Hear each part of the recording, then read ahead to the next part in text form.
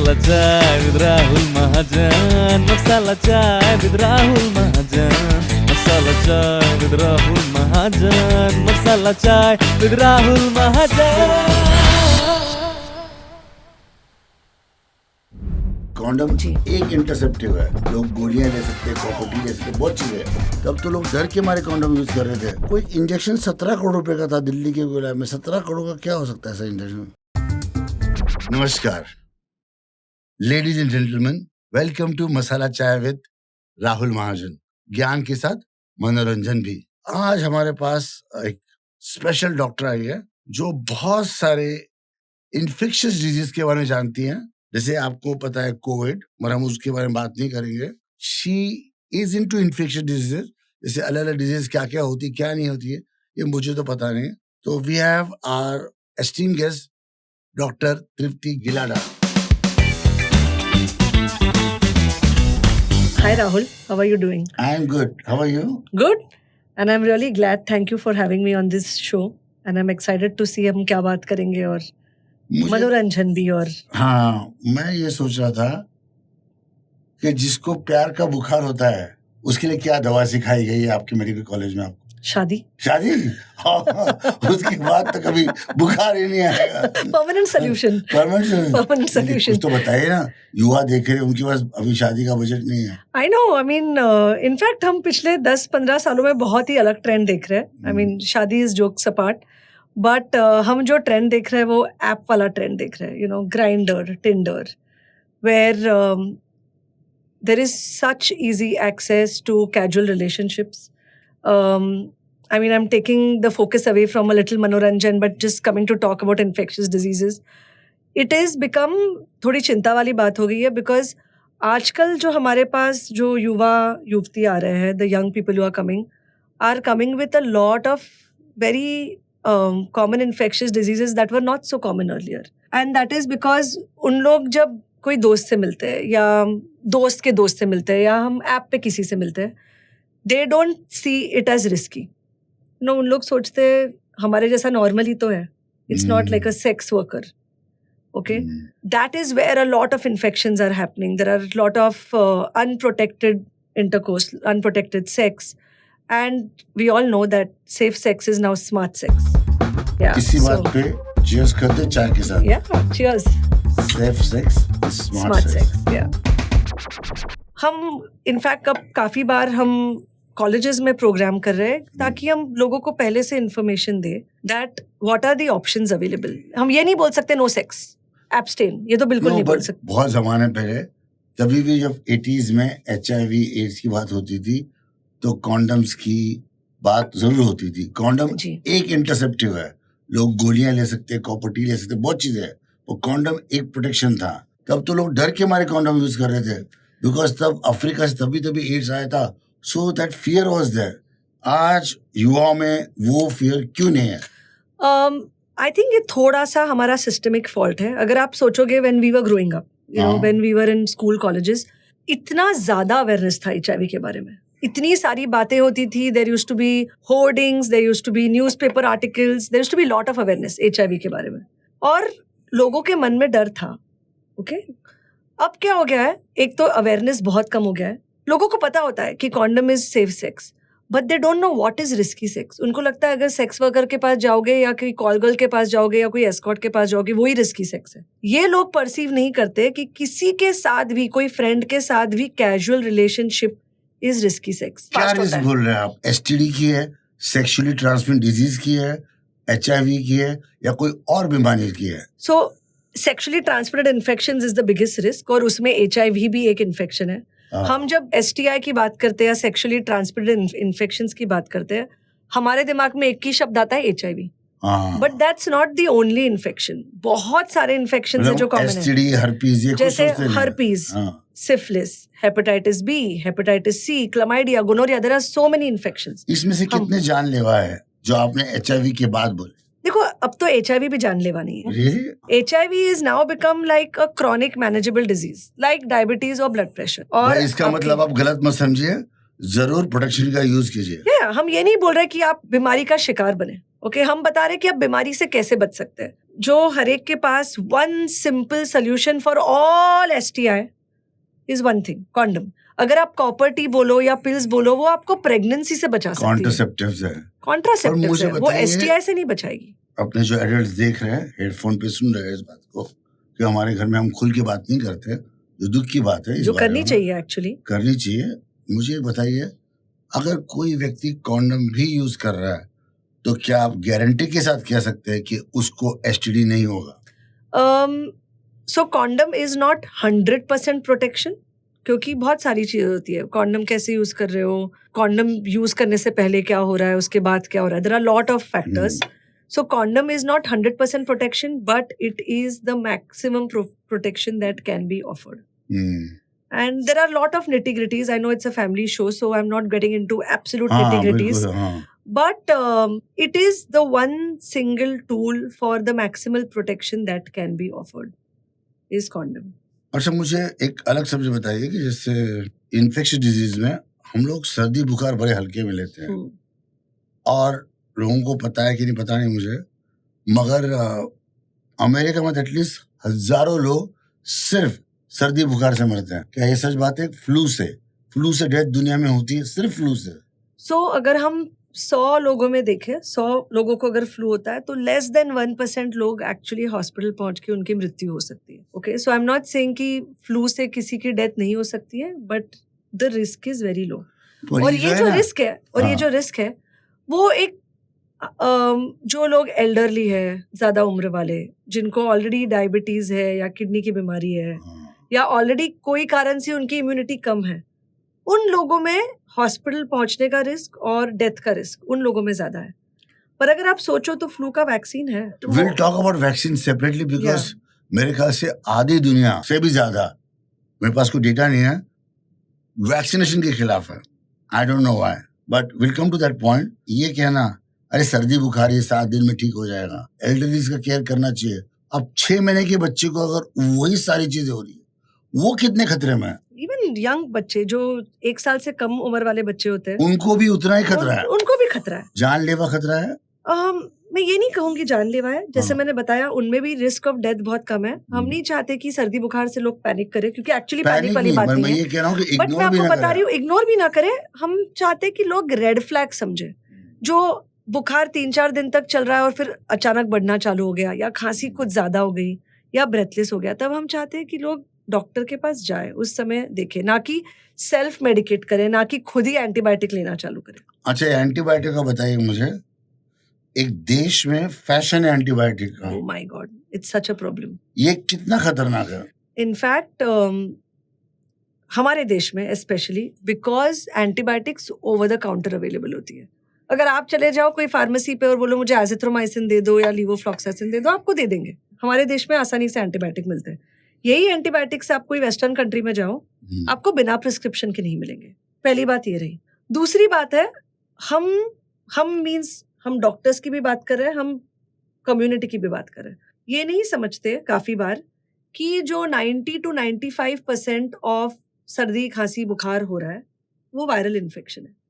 अब viral infection के लिए तो कोई एंटीबायोटिक होती ही नहीं है. एंटीबायोटिक्स बैक्टीरिया के लिए होती है. और फिर भी हम वायरल इन्फेक्शन में एंटीबायोटिक्स खाते हैं. हमको नहीं जरूरत है. लिख के ना नहीं देती हूँ मैं.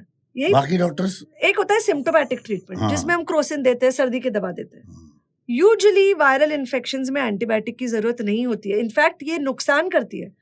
लोगों को लगता है मैंने एंटीबायोटिक लिया इसलिए मैं ठीक हो रहा हूँ. ऐसा नहीं है.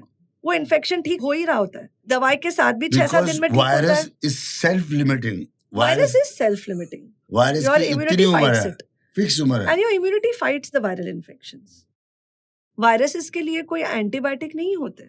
मुझे बताइए कि हम बहुत सारी डिजीज की बात देश में करते हैं, मरी बहुत बड़ी डिजीज शायद देश में है, आपको पता है शायद उसका नंबरिंग, ट्यूबरक्लोसिस, टीबी के बारे में ना किसी को कुछ पता है, ना कोई चर्चा होती है. टीबी से मेरे ख्याल से, जहां तक मैं गलत नहीं हूं, मेरे पास कोई डेटा नहीं है, हजारों लोगों की मौत साल में होती है. क्या ये सच है? और उसका इलाज क्या है? टीबी एक it's a bacterial infection. TB एक ऐसी बीमारी है जो कोई भी ऑर्गन को अफेक्ट कर सकती है. ये पर होती कैसे दूसरे को? मोस्ट कॉमनली ये लंग्स को अफेक्ट करती है, फेफड़ों को. और ये कैसे होती है? कोई टीबी ग्रस्त इंसान होता है जिसको नहीं पता है उसको टीबी है या पता भी है उसको टीबी है, वो खांसते हैं, वो थूकते हैं और वो टीबी के कीटाणु उनके खांसी के सिक्रीशंस में या उनके थूक में जो रास्ते पे थूक दिया चले गए, भूल गए हम थूक कर गए थे, वो कीटाणु तो हवा में है, आप और मैं चल रहे हैं, हम वो सांस ले रहे हैं। लाइक कोविड ओनली ना, कोविड भी ऐसी था ना जिसका इन्फेक्शन होता था। यू नो ऑनेस्टली अगर मैं बात बताऊं तो टीबी थोड़ा कोविड से ज्यादा खतरनाक है। खतरनाक है। कोविड का बैक्टीरिया तो हवा में थोड़ी देर में मर जाएगा, राइट? टीबी का बैक्टीरिया दिनों तक हवा में ऐसे ही रहता है, दिनों तक और हमारे लंग्स को अफेक्ट करता है। इनफैक्ट आपको ये जानकर हैरानी होगी कि around 30 to 50% of us have the TB bacteria in our lungs और इन आवर बॉडी। पर ये क्यों नहीं मार रहे हैं हमको अगर है तो? क्योंकि वो क्वाइट है, हमारी इम्यूनिटी उसको क्वाइट रखने में सक्सेसफुल है। पर अगर कोई कारण इम्यूनिटी कम होती है, ओके, और ये अक्सर डायबिटीज समझ लो, काफी बार हम जो देखते हैं ये जो 9, 10, 11, 12 के बच्चे होते हैं जो कोचिंग क्लासेस में जाते हैं, उनका खाने पीने का समय नहीं होता है, देयर इम्यूनिटी ड्रॉप्स, तो वो जो टीबी उनमें साइलेंट था starts becoming a disease, starts affecting their lung और दे विल गेट अ गांठ हियर, लिम्फ नोड आ जाएगा, स्वेलिंग आ जाएगी जो 2-3 हफ्ते तक रहती है। तो इनफैक्ट हम कहते हैं ये कि अगर किसी की खांसी 2 हफ्ते से लंबी चल रही है इंडिया में, हमारे सेटिंग में, तो इट्स अ गुड आइडिया कि आप डॉक्टर के पास जाइए, क्योंकि हमको काफी बार जो खांसी 2 या 3 हफ्ते से लंबी चलती है उनमें हम टीबी की जांच करते हैं। बट टीबी का स्पेसिफिक टेस्ट तो नहीं आता। टीबी का स्पेसिफिक टेस्ट आता है, हमें सीधा दिख जाता है। इसका नाम होता है CB-NAT कहते हैं हम इसे। It's a very simple PCR based test है। अगर कोविड के दौरान हमने PCR सुना होगा, ये टीबी का भी टेस्ट PCR बेस्ड टेस्ट है। कोविड का भी टेस्ट 2 घंटे में आता था, ये भी टेस्ट वैसे ही है। आप थूक दीजिए, 2 घंटे में टेस्ट आ जाएगा। काफी बार एक्सरे पे पता चल जाता है क्या है। कितने लोगों को आपकी जानकारी से देश की पॉपुलेशन में टीबी है, या आप इसका एक अंदाजा लगा सकती है विदाउट ऑफिशियल नंबर्स? टीबी के जो नंबर्स है वो एक्चुअली काफी चिंता वाले। अच्छा। 2023 के अगर हम नंबर्स देखें तो जो एस्टिमेटेड नंबर सिर्फ इंडिया में था वो था 27 लाख केसेस टीबी के। हम यहाँ 700 पे तो लॉकडाउन करते हैं, है ना। एस्टिमेटेड डेथ है जो टीबी के कारण है वो 3 लाख के आसपास है।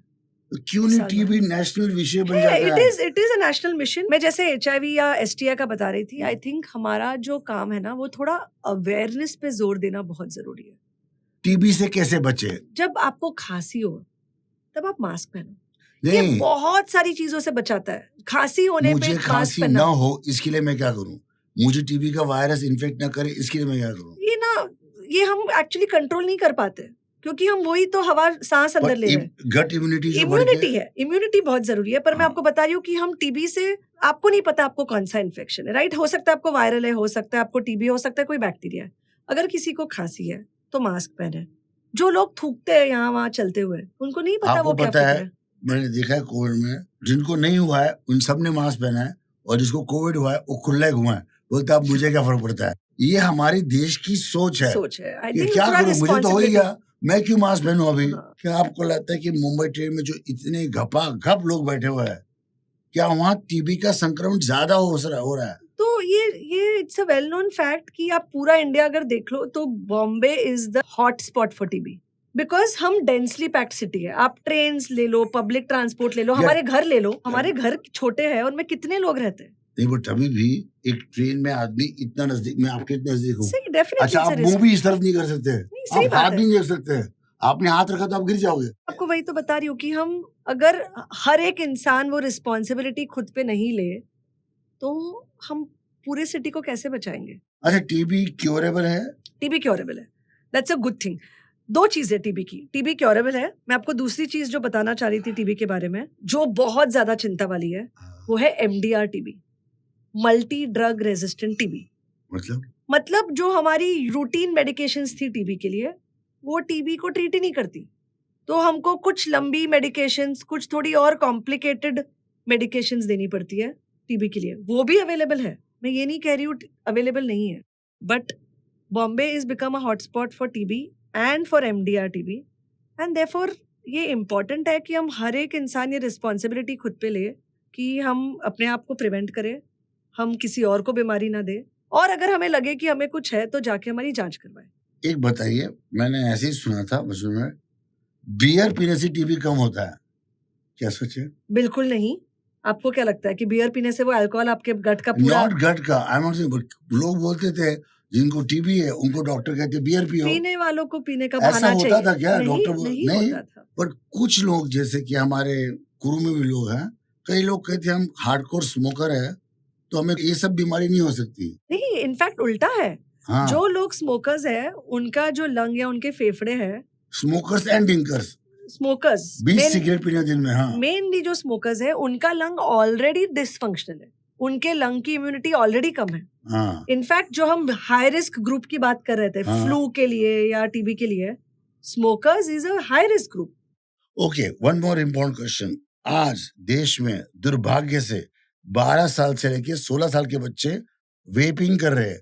वेपिंग का मतलब इलेक्ट्रॉनिक सिगरेट, जिसके अंदर लिक्विड फॉर्मेट में निकोटिन होता है और एक फिलामेंट से वो हीट होके उसकी वेप आती है और बच्चे आज वो पी रहे हैं।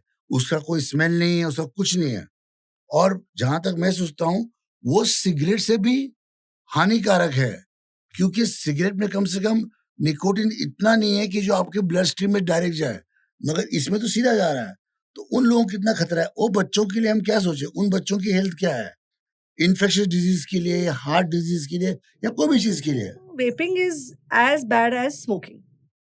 Okay, the risk of lung cancer is the same, risk of infection is the same, nicotine addiction is the same. And imagine ये सब लोग उम्र के कितने जल्दी चालू कर रहे हैं। 12 साल हाँ, कितने जल्दी चालू कर तो रहे हैं जब आपको उनकी क्या लगता बॉडी है वो जस्ट 50 साल बिल्डअप तक हो रही क्रॉस है। कर लेंगे लोग इसी तरह पीते रहेंगे तो? ये लाइफस्टाइल डिजीजेस है, ये तो आगे कुछ ना कुछ प्रॉब्लम देनी ही है। हार्ट डिजीज ले लो, कार्डियोवैस्कुलर डिजीज, ब्रेन स्ट्रोक्स ले लो, अथेरोस्क्लेरोसिस, ये इन लोगों में होना ही है आगे बट चलकर। ये आप इनको समझाइए कि जब हम सिगरेट पी रहे हैं तो धुआं जा रहा है, बहुत केमिकल्स है, मगर जब हम वेप ले रहे हैं तो इट्स जस्ट प्योर निकोटिन, जो जैसे सांप का जहर जो है ना मार दिया और अंदर चलेगा। तो निकोटिन इतना सारा, निकोटिन का जो एडिक्शन है इतनी बड़ी। मेरे को सिगरेट छोड़ने में कम से कम 6 महीने 1 साल लगे और बॉडी ने इतनी तकलीफ दी 5-7 साल पहले, just because it doesn't smell, just because आप क्लासरूम में पी रहे बच्चे। आई थिंक क्या हो गया है ना, हम ये सब चीजें कूल होने लगी है ना। Vaping is cool. हमें कुछ ऐसा दौर या ऐसा ट्रेंड करना चाहिए where we actually say that no vaping is cool, no smoking is cool. मैंने एक सोचा था कैंपेन, लोगों को पता है कि नहीं पता है, पर मुझे जरूर पता है बिकॉज मैं एक्स स्मोकर रह चुका हूँ और मेरी डॉक्टर तृप्ति से फ्रेंड्स है और भी हम बहुत सारे डॉक्टर्स में से दोस्त हैं। सबसे बड़ा नुकसान सिगरेट स्मोकिंग का या वेपिंग का है कि आप नपुंसक बनते हो, आपका इरेक्शन नहीं होता।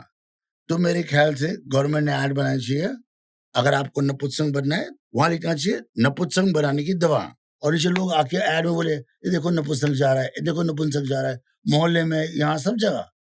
बिकॉज आखिर में अगर आपकी सर्टेन एज में शादी नहीं हुई है और आप सिगरेट पीते जा रहे हो तो बाद में आप वैसे भी नामर्द है। लोगों को कैंसर से डर नहीं लग रहा है, लोगों को नामर्द से डर लग रहा है।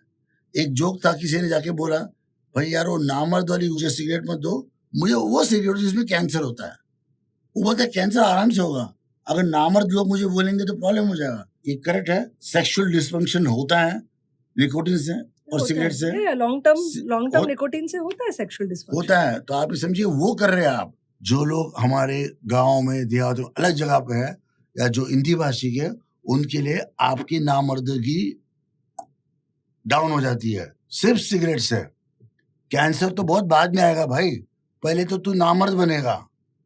तो इस बारे में डॉक्टर बताइए, ये बात सच है कि नहीं है? ये एकदम प्रूवन चीज है कि निकोटीन, लॉन्ग टर्म निकोटीन से, स्मोकिंग से देयर इज इम्पोर्टेंस या इरेक्टाइल डिस्फंक्शन। इरेक्टाइल डिस्फंक्शन, जहाँ नपुंसक नहीं बोल सकते इसको हम, होता है, स्पर्म काउंट भी कम होता है। स्पर्म काउंट भी कम होता है। इनफैक्ट जब हमारे पास इनफर्टिलिटी के कपल्स आते हैं, हम उनमें बोलते हैं अगर आप स्मोकिंग कर रहे हो तो आप स्मोकिंग प्लीज बंद कीजिए, बिकॉज स्पर्म काउंट कम होता है, इरेक्टाइल डिस्फंक्शन होता है। सो इट्स नपुंसक बन जाते हो, जैसे हमारे ग्रंथों में कहा है नपुंसक। मुझे ये कहिए कि मैं सिगरेट स्मोकर आज हूँ, तो मुझे इरेक्टाइल डिस्फंक्शन हो गया है और मुझे क्या चांस है कि मुझे कैंसर होगा? There's a very good chance. In fact हम सोच रहे हैं कि मुझे कुछ नहीं हुआ है, पर ऐसे कभी नहीं होता है कि आप स्मोकिंग कर रहे हो और कुछ नहीं हो रहा है। आपके शरीर के अंदर धीरे धीरे आपके ब्लड वेसल्स ब्लॉक हो रहे हैं, आपका कार्डियक इवेंट का रिस्क बढ़ रहा है, आपका स्ट्रोक का रिस्क बढ़ रहा है, आपका कैंसर का रिस्क बढ़ रहा है। तो ये तो हो ही नहीं सकता कि अंदर कुछ नहीं हो रहा है। काफी बार आप जब स्मोकिंग बंद करते हो तो आपका पूरा रिस्क जीरो नहीं हो जाता, कुछ डैमेज तो परमानेंट छूटता है, कुछ साल लगते हैं उसका पूरा इफेक्ट रिवर्स करने में।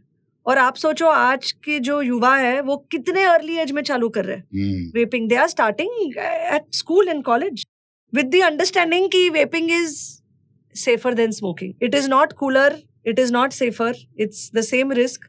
एंड आई थिंक जिस तरीके से पूरा जो फैड चालू है वेपिंग का, because it's made to look cool, I think as a community and as a society we need to do something to kill that fad which is so harmful. Smoking is not cool bana hai.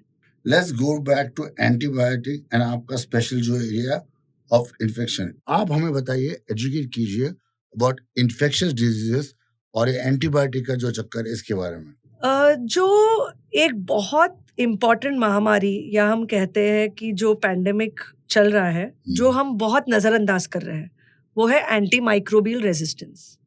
Anti microbial resistance ये होता है कि जो हमारे bacteria routine antibiotics से मरते थे या किल होते थे, वो अब नहीं हो रहे।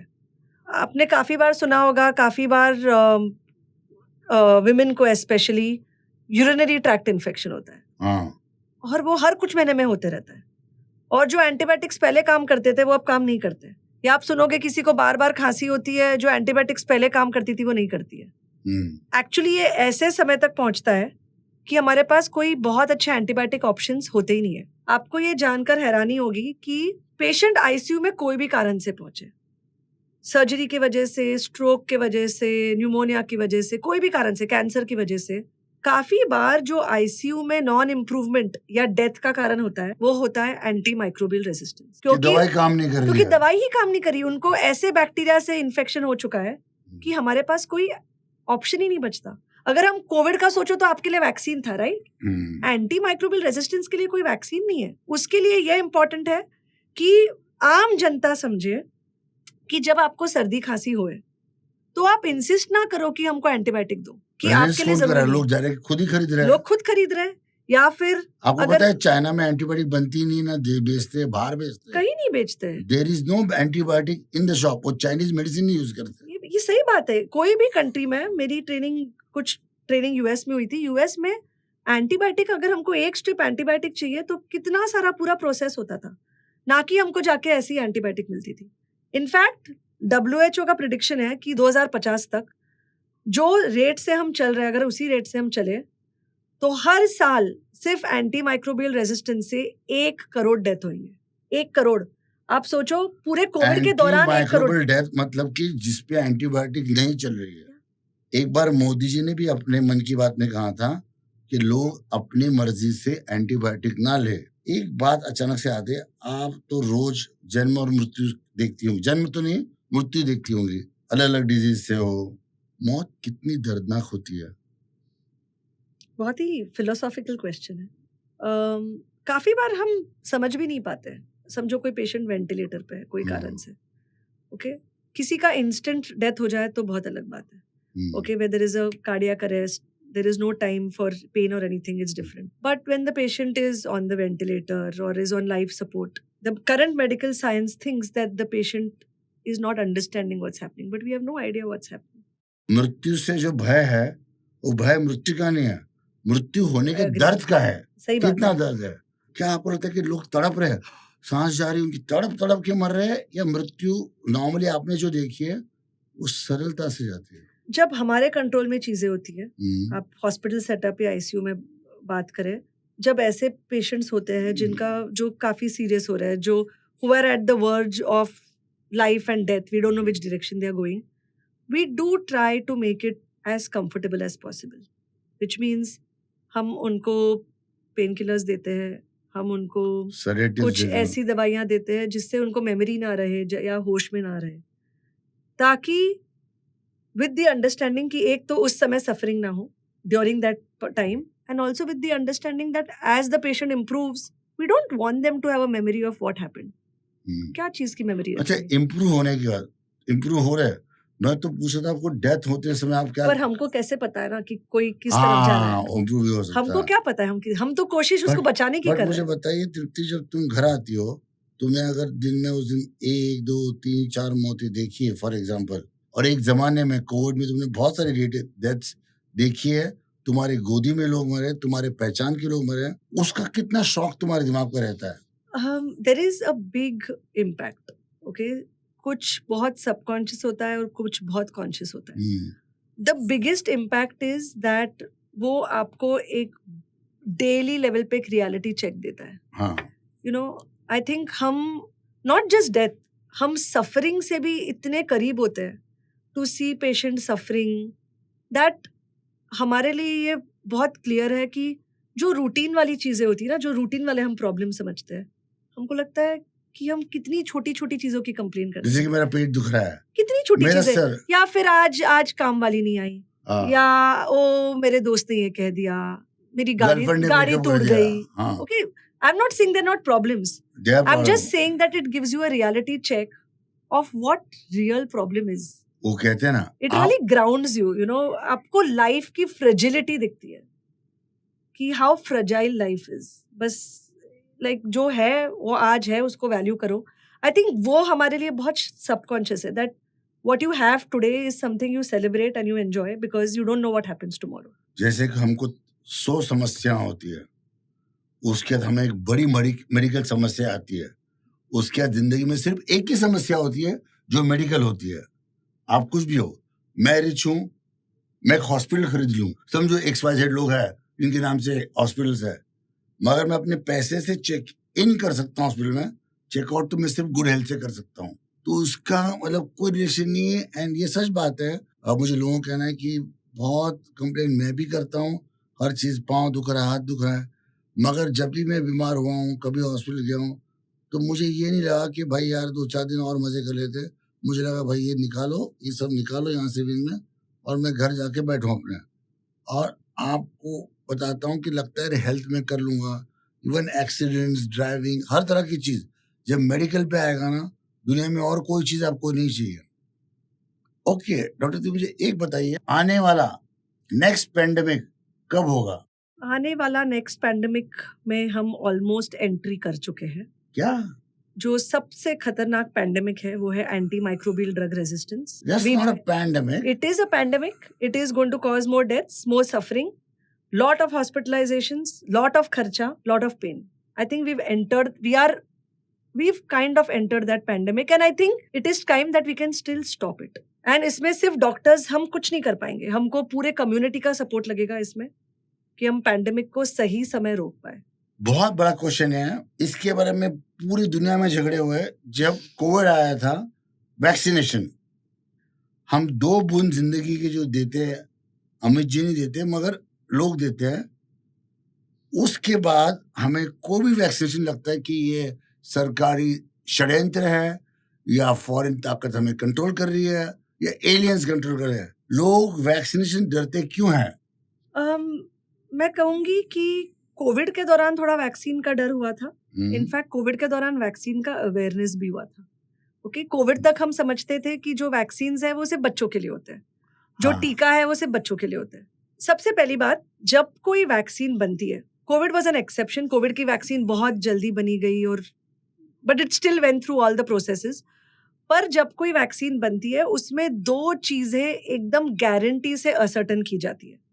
एक होता है सबसे इंपॉर्टेंट, उसकी सेफ्टी, कि ये वैक्सीन कितनी सेफ है. दैट इज असर्टन, ये गारंटी होती है कि vaccine is safe. And the second thing is efficacy, या इस वैक्सीन से कितना प्रोटेक्शन मिलेगा. तो कुछ जो वैक्सीन्स की मैं आपसे बात करूंगी, ये they are proven safe and they are also proven very effective. आप हमें एक सर्टेन उम्र में जो बच्चों वाली वैक्सीन हमको पता है, वो एडल्ट्स कौन सी वैक्सीन आज ले सकते हैं, और उसका 10-20 साल का रिपोर्टिंग हो चुका है, जिससे आपको जैसे निमोनिया की आती है. yes. ये मुझे पता है, मेरी मम्मी ने ली है, मैंने ली है, और उसका पीछे का रिसर्च काफी पुराना है. इट्स नॉट कि उसमें चल रहा है. उस तरह की एडल्ट वैक्सीनेशन क्या है जो समाज को पता नहीं और हमने ली नहीं है. सो अडल्ट वैक्सीन्स में कुछ जो मोस्ट इम्पॉर्टेंट वैक्सीन्स है, वो एक है हेपेटाइटिस बी वाली वैक्सीन. हेपेटाइटिस बी एक लिवर का वायरस है. उसका वैक्सीन अब तो बच्चों में दिया जाता है, पर हम अडल्ट्स में तब ये वैक्सीन नहीं थी जब हम छोटे थे. तो अडल्ट्स को ये वैक्सीन लेनी चाहिए, और it's a life long protection. दूसरी होती है न्यूमोकोकल वैक्सीन, जो निमोनिया से बचाती है. वो अराउंड 55-60 ईयर्स के बाद और यंगर एज में जिनको डायबिटीज है या किडनी की बीमारी है या कोई लंग का कंडीशन है, उनमें न्यूमोकोकल वैक्सीन या निमोनिया की वैक्सीन लेनी चाहिए। तीसरी है इन्फ्लुएंजा वैक्सीन। इन्फ्लुएंजा भी एक वायरल इन्फेक्शन है जो लंग्स को अफेक्ट कर सकता है। न्यूमोकोकल वैक्सीन लाइफ में एक ही बार लेते हैं, पर इन्फ्लुएंजा वैक्सीन हर साल लेनी पड़ती है बिकॉज उसका वायरस चेंज होता रहता है। वायरस चेंज होता है। चौथी जो बहुत इंपॉर्टेंट वैक्सीन है वो है HPV वैक्सीन, जिसे लोग सर्वाइकल कैंसर के वैक्सीन से जानते हैं। तो कैंसर बच जाता है इससे? तो HPV वायरस सर्वाइकल कैंसर करता है and the protection from cervical cancer is more than 90%। तो जी हाँ, अगर हम एक पूरे जेनरेशन को, एज के लोग ले सकते हैं इसको? 9 to 46 इयर्स, इस एज के जो लोग हैं, दोस्तों याद रखिए 46 तक, 9 से 46 तक आप कैंसर से बच सकते हैं, सर्वाइकल कैंसर से, एक वैक्सीन लेने से। और ये इसमें इम्पोर्टेंट क्या है कि हम इसे सर्वाइकल कैंसर वैक्सीन के नाम से जानते हैं, इसलिए हम सिर्फ सोचते हैं कि ये सिर्फ महिलाओं में या लड़कियों में देनी चाहिए। हाँ। ये हमारी गलत फहमी है। ये वैक्सीन दोनों मेल्स और फीमेल्स दोनों के लिए है। So this is a vaccine that both males and females should take because HPV के इन्फेक्शंस दोनों में होते हैं। इंडिया में स्पेशली मुंबई में टाइफॉइड बहुत कॉमन है, तो जो बाहर का खाना ज्यादा खाते हैं उनको टाइफॉइड वैक्सीन लेनी चाहिए। और जो एल्डरली है, अगर आपने नागिन सुना होगा, नागिन हर्पीज जोस्टर, ये डायबिटीज या कुछ उम्र के बाद उसका रिस्क होता है। इसकी वैक्सीन अवेलेबल हो गई है। ये जो वैक्सीन है जो मैंने आपको 5-6 वैक्सीन के बारे में बताया, these are vaccine that adults should take. You should consult your doctor to understand आप किस रिस्क कैटेगरी में आते हो और आपको कौन सी वैक्सीन की जरूरत है। देखिए, इन्होंने जो वैक्सीन के नाम लिए ये हम अपने स्क्रीन पे दिखा रहे हैं और हमारे डिस्क्रिप्शन में भी लिखे होंगे, मगर आप अपने डॉक्टर से कंसल्ट करके तभी डॉक्टर से ही लीजिए। तृप्ति, मुझे ये बताइए, वैक्सीनेशन इतनी सारी हो गई, अब बताइए जो बकवास वाली वैक्सीनेशन क्या है जिसका कोई जरूरत नहीं अपने लेने को? इनफैक्ट अभी कोई ऐसी बकवास वाली वैक्सीन अवेलेबल ही नहीं है। जो वैक्सीन अवेलेबल है वो प्रॉपर वैलिड वैक्सीन है। बहुत रिसर्च, बहुत वैलिड वैक्सीन है। देयर आर नो बकवास। मैंने एक बार पढ़ा था जस्ट फॉर फन, कोई इंजेक्शन 17 करोड़ रुपए का था दिल्ली के गुलाब में। 17 करोड़ का क्या हो सकता है ऐसा इंजेक्शन? कुछ बीमारियां हैं जो जेनेटिक बीमारियां होती है, जेनेटिक, ओके, जिसमें कुछ म्यूटेशन के वजह से कुछ ब्रेन पे इफेक्ट होता है, कुछ मेटाबॉलिज्म पे इफेक्ट होता है, और ये जेनेटिक बीमारियों को ट्रीट करने के लिए बहुत रेयर बीमारियां होती है, उसका रिसर्च बहुत रेयर होता है। उसके लिए कुछ जो दवाइयां हैं वो ऐसी महंगी होती है, करोड़ों में होती है, बिकॉज उसका रिसर्च में इतना वक्त गया है। उसका इतना रिसर्च करके वो दे पाते हैं सिर्फ 100 या 200 या 300 लोगों को। They are not vaccines. They are what? They are medications. ये medications उन बीमारियों के लिए। कौन खरीद पाएगा? ये काफी बार क्राउड फंडिंग करना पड़ता है इनके लिए। Crowd funding means you literally collect money and collect funds and donations and then you do it. पर सरकार कुछ नहीं करती इसके लिए, because इतनी numbers नहीं है इसके लिए। इसके इतने numbers नहीं है, बहुत रेयर है। बोले मतलब सोचिए कि हमारे बिल्डिंग में ट्रिप्लेक्स से भी ज्यादा बड़ा घर मिलेगा 17 करोड़ में। तो और जान ज्यादा जरूरी है, तभी तो घर यूज कर सकते हैं। अब देखो, बचपन से सुना है कि अरे इसकी गट है क्या, इसकी गट फीलिंग क्या है, तेरे में गट है क्या, इसको मारेगा क्या? ये क्या गट क्या होता है? पहली बात है, जैसे मेरे को तो कुछ पता नहीं और हमारे व्यूअर्स उनको भी पता नहीं एग्जैक्टली। बहुत लोगों को पता होगा, होशियार व्यूअर्स है मेरे, मगर गट होता क्या है और गट हेल्थ क्या होता है? Gut is your digestion system. Okay, stomach, intestine, colon, this is gut. Gut health is like the Instagram influencer of immunity. Okay, it's like the head office of immunity. क्योंकि अगर आप body के immune cells देख लो तो 70% of the immune cells in the body are in the gut. Okay, that means अगर आपने आपका gut ठीक रखा तो आपके बहुत सारी जो इम्यूनिटी है वो ठीक से चलेगी। अब लोग सोचते हैं गट है तो मेरा गट का जो होगा वो सिर्फ खाने पीने से रिलेटेड होगा, which is a misunderstanding. Gut is not only ruled by आप क्या खा रहे हो, आप क्या पी रहे हो. It's ruled by lot of things. जो 3 सबसे बड़े दुश्मन गट के हैं, एक है junk food, processed food is the biggest enemy of gut, stress, and the third is unneeded antibiotics. आपको गट हेल्थ कैसे मेंटेन रखना है? बैलेंस डाइट जिसमें फाइबर्स का प्रोपोर्शन अच्छा है, प्रोबायोटिक्स है, दही, छाछ. अगर आप इंडियन थाली देख लो ना, इंडियन थाली is the perfect balance diet. उसमें कार्बोहाइड्रेट है, प्रोटीन है, उसमें दही है, उसमें विटामिन है, बिकॉज अब सैलड भी होता है, अचार भी है, अचार भी प्रोबायोटिक। है, प्रोबायोटिक है, सैलड होता है. That is a complete balance diet. So a balance diet, good sleep, managing stress, जो I think it's such a common issue these days with corporate life, city life like Mumbai. It's just constantly people are under stress. So of course, whatever needs to take care of that stress. It can be hobbies, meditation, yoga, masala chai, हाँ, and physical activity. Importantly, if we take care of these things, in completion, give good gut health. And कहते हैं ना, what you are is what you eat. हम्म। तो if you eat the right thing, your body is right.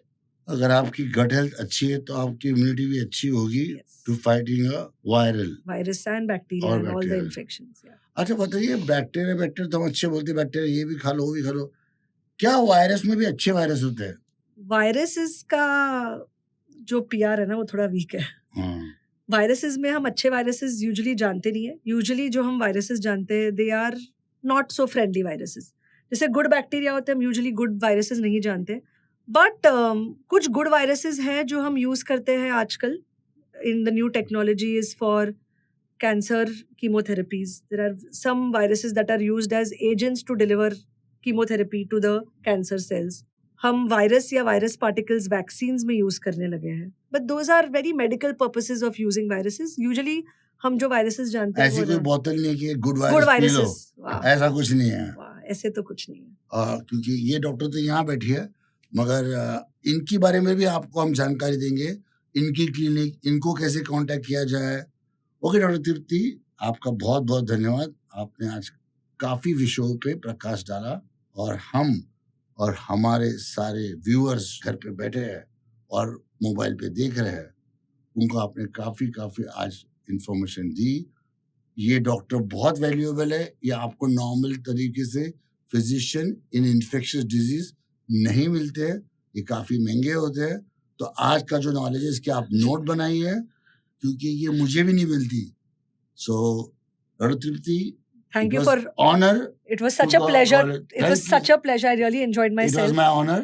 और And हमारे ये सब गलत फहमी है मेरे बारे में कि मैं नहीं मिलती और मैं महंगी हूँ. I am totally available and accessible. महंगियों पे हंसी And देगा। I'll be very happy to help anyone. So हम इनकी कांटेक्ट नंबर्स देंगे आपको स्क्रीन और डिस्क्रिप्शन में।